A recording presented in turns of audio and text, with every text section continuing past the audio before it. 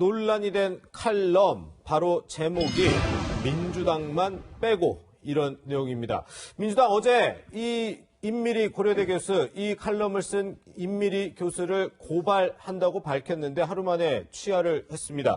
먼저 손종혜 변호사님, 아무래도 이게 다가오는 총선에 악영향을 미칠 수 있다 이렇게 판단을 할 건가요? 원래 선거 기간이 이제 돌입하다 보면 당 내부에서 이제 여러 가지 이제 인터넷 여론이라든가 신문 잡지 이런 연설문 이런 것들을 좀 검토를 해서 스크린하는 작업들을 하고 그중에 선거에 영향을 미칠 만한 어떤 여러 가지 정치적인 행동들이 있으면 서로 고발하거나 진정을 하거나 또 방통위에 이제 제보라는 여러 가지 일련들의 행위는 다수 있어 왔습니다. 다만 이제 이번에 고발이라는 조치를 통해서 특히 이제 진보 진영에 있던 한 인사였기 때문에 더 논란이 제기되는 건 아닐까 생각이 드는데 경향신문을 통해서 이제 그 신문이 발행이 된 칼럼이 문제가 된 것이고요. 아무래도 지금 민주당의 여러 가지 행태에 대해서는 여러 가지 비판적인 언론이나 논평, 기사 이런 것들은 쏟아지고 있는데 그중에 이렇게 고발 조치까지 들어갔다고 해서 많은 사람들이 관심을 갖고 읽어보고 있습니다. 평가는 좀 제각기일 수 있지만 제가 봤을 때는 민주당만 빼고 투표하자가 좀 너무나 직설적이고 단정적으로 이렇게 표현을 하다 보니 총선이 얼마 남지 않은 시기에서 민주당이 좀 예민하게 받아들일 수 있는 요소가 있지 않았을까 생각이 들고 그 내용 자체는 사실은 충분히 정치적인 의견 표명으로서 어떤 비판적인 의사 표시를 할 수 있다라고 보이지만 단순한 의견 개진을 넘어서 민주당에서 이것은 특정한 정치적인 목적을 가지고 총선에 불이익한 영향을 미칠 수 있다는 우려에 기초해서 고발 조치를 했던 것으로 보이고요.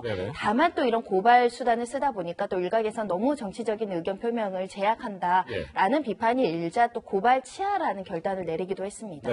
지금 민주당이 고발 취하 결정을 기자들에게 알리면서 또 이렇게 이유를 설명하기도 했습니다.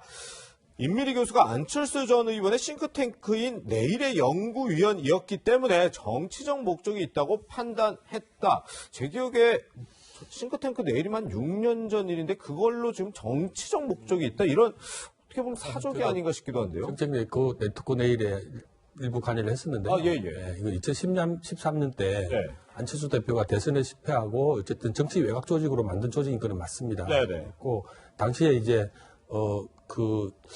상당수 많은 교수들이 참여를 했는 걸로 알고 있고요. 저는 이제 교수님은 뵙지는 못했는데 어쨌든 참여를 한 것 같긴 한데 그것보다도 사실은 이 칼럼을 썼다고 해서 약간 정치적인 어떤 이미지를 더 세워가지고 이분을 이제 정치적 프레임을 몰아가서 당연하다 10% 이런 식으로 더 씌우는 것을 보고 이거는 정말 공당에서 할 수 있는 일인가 아예 쿨하게 잘못을 인정하고 고발도 취하하고 이런 칼럼들은 저희도 사실은 공부 일을 많이 했습니다만은 이런 칼럼을 쓰시는 분들은 오히려 지도부에 얘기해서 이런 분들이 이런 비판적인 칼럼을 썼는데 전화도 한번 해보시죠 이렇게 해서 좋은 관계를 유지하려고 해야 되는 것이지 이걸 갖다가 당장 고발을 해서 어떻게 들어가는 이게 사실은 언론중재위라는 제도도 있지 않습니까? 만약에 칼럼을 잘못 쓴 것뿐만 아니라 제목을 잘못 달았다면 언론중재에 신청을 했지 이런 절차들을 밟아서 하는 것도 아니고 바로 정치적 이슈로 만들어서 검찰을 제보했다. 지금 사실은 이런 걸 들고 검찰에 들고 갈 수 있는 사안도 아니고요. 저는 이 대응하는 자세도 적절히 못했다. 칼럼은요. 그리고 언론사가 필진이 가지는 방향하고 다르게 쓸 수도 있습니다. 이게 칼럼이 가지는 특성이고요. 여러 가지 의견들을 담을 수 있는 공론의 장을 이런 식으로 엇박한다는 거는 결국은 언론이라는 걸 앞서가고 이걸 비판적인 언론을 갖다가 제한을 물린다는 이런 여론에 몰릴 수 있습니다. 공당으로 식당한 처지는 아니고 더군다나 민주정당 아니겠습니까?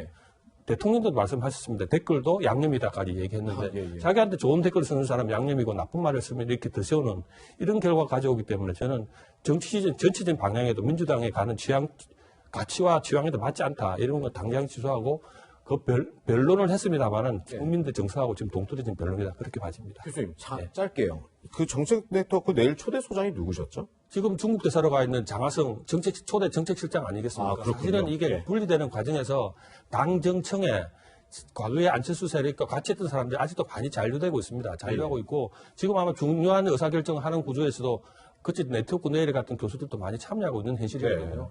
이건 적절하지 않습니다. 이에 대해서 임미리 교수도 이 표현의 자유를 억압했다면서 즉각 반발했습니다. 변호사님, 그러면서 2004년에 이 노무현 전 대통령의 발언을 언급을 했는데 이거 어떤 내용이었습니까? 그러니까 노무현 대통령이 열린우리당의 압도적인 지지를 당부한 사례가 있고 사실 이것도 우리 한국 사회에서 엄청난 정치적인 논쟁에 있었죠. 그랬었죠. 예.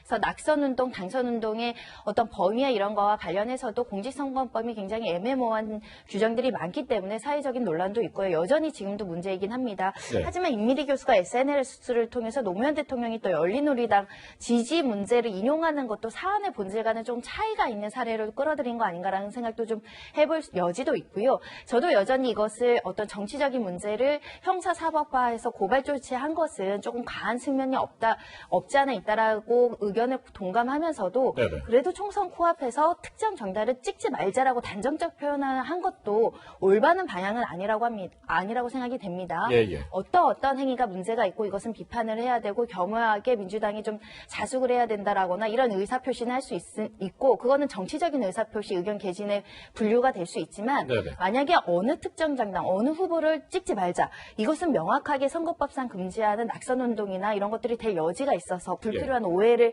불러일으킬 수 있거든요. 예, 예. 그래서 이런 부분들도 좀 저희가 토론이 좀 필요한 게 아닌가 생각이 드는데 공직선거법에는 정치적인 목적으로 특정 정당이나 특정 후보를 낙선시키자라는 의사표시나 이 신문, 보도 이런 것들을 하게 되면 처벌 규정이 있거든요. 아, 보도도요? 그래서 이 칼럼이 처벌될 가능성이 높다라고 말씀드리는 건 아니고 예, 예. 처벌 가능성을 검토할 만큼 좀 단정적 표현이 포함되어 있다라는 겁니다. 네네. 그래서 어찌됐든 이제 선거철이 돌입하면 이런 내용들이 개인 SNS를 통해서든지 개인 방송을 통해서든 굉장히 많을 것인데 네. 그래도 임미리 교수는 정치학 박사님이고 워낙 진보 진영에서도 가지고 있는 사회적인 위치가 있다 보니까 그래서 이제 강력한 수단을 썼던 것은 아닐까 생각이 들어서 예. 선거법에 대한 이해와 선거법에 대한 자제 그리고 총선 전국에서 다들 예민한 전국이다라는 점을 좀 유념해야 되지 않을까 합니다. 네.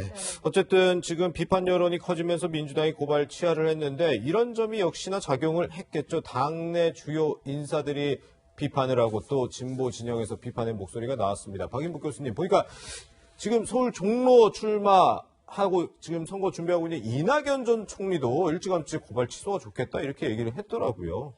지금 공동 상임선대위원장 아니겠습니까? 네. 선거에서 내정이 된 상태죠. 안 좋은 영향을 네네. 미칠 뿐만 아니라 아까도 변호사님도 말씀하셨지만 이것도 사실은 사전선거운동 위반 이 법률 조항은 과열금지 원칙에 따른 법률입니다. 네. 너무 정치가 사전에 과열되면 미치는 영향이 안 좋으니까 과열을 금지한다는 차원에서 사전선거운동을 금지하는 부분이고 우리가 노무현 대통령 탄핵 때 그 헌법재판소 인용이 거부되는 것도 보면 네네. 특정한 후보들이 결정되지 않는다 상태에서 지지를 하는 것에 대해서는 선거법으로 처벌할 수 없다라고 해서 인용이 기각된 것이거든요. 아, 예, 예. 이것도 마찬가지입니다. 지금 사실 상황에서 보면 여야 후보가 결정되어 있는 상태가 아닌 것이거든요. 네네. 이걸 알고 있는 민주당이 고발을 했다는 것은 언론 대가를 물린다는 것 외에는 달리 해설할 방안이 없습니다. 예. 이는 당연한 결과이고 민주당 내부에서도 아마 논란이 있을 것 같은데 네. 김부겸 지금 대구에 출마하고 있는 김부겸 의원도 지금 예, 예. 반대 의견을 표명했고 아, 그래요? 당내에 있는 모든 인사들이 나서서 지금 이거는 부적절하다는 얘기를 하고 있으니까 예, 예. 당내 이 문제들이 사실은 이거 물 하나 덮는다는 문제가 아니라 여러 가지 고려했겠지만 저는 대응하는 데 문제가 더 크다. 예. 민주당이 지금 임미리 교수의 이 문제를 가지고 대응하는 문제가 자세가 너무 더 크다. 그렇게 봐집니다. 네. 네, 민주당이 고발을 취하했지만 야당은 이미 엎질러진 물이다 이렇게 강하게 비난하고 나섰습니다. 그 목소리 먼저 들어보시겠습니다. 이름에만 민주가 들어있지 행태는 반민주적인 민주당입니다. 이에 당사자인 임 교수는 고발 사실을 밝히면서 민주당 당선운동은 되고 낙선운동은 안 된다는 것이냐 라며 민주당의 완패를 바란다고 꼬집었습니다. 민주당 고위 인사는 고발을 취소하는 게 좋겠다고 했지만은 물은 이미 엎질러졌습니다. 변호사님, 지금 진중권 교수부터 지금 진보 인사들도 일제히 공격에 나섰죠. 그러니까 비판적인 목소리가 나올 수 있는 상황으로는 해석이 되고 이런 비판의 목소리가 있어야 또 정치의 다양화라든가 또 진보 같은 진영 내에서 이렇게 비판의 목소리가 있어야 또 여당 내부에서도 반성의 목소리가 나올 수 있기 때문에 타당한 의견들이라고 생각하는 면도 없지 않지만 이만큼 이렇게 논란이 제기될 수 있는 국면이 선거운동, 선거 직전에는 이런 상황들이 발생할 수 있다 이런 점들이 있고요. 이미 진중권 교수는 여러 차례 집권 여당에 대해서 비판적인 목소리를 다수 낸 인물이기도 하고 김경률 참여연대 공동집행위원장도 마찬가지입니다. 조국 사태부터 시작해서 울산시장 선거 계획과 관련해서도 사실 진보 진영 내부에서도 비판의 목소리가 있다라는 건 뭐 공지의 사실일 수밖에 없는 상황이고요.